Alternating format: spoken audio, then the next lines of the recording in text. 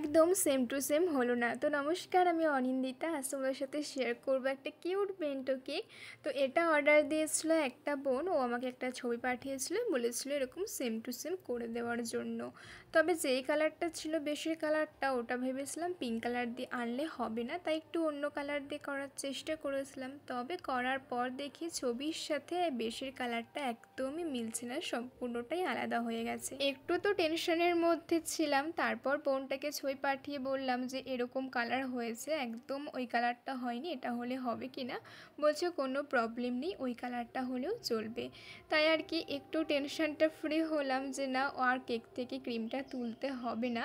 আর এখানে কেক ডিজাইনটা ছিল একদম সিম্পলের মধ্যে, আর এই বেন্টো কেকগুলো তোমার সিম্পলের মধ্যে বেশি ভালো লাগে দেখতে, খুব সুন্দর কিউট দেখতে লাগে। এখানে কয়েকটা হার্ট শেপ ছিল, সেটাই করার চেষ্টা করেছি, আর যেটা লিখতে বলেছিল সেটা লিখে কেকটার লুক কমপ্লিট করেছিলাম।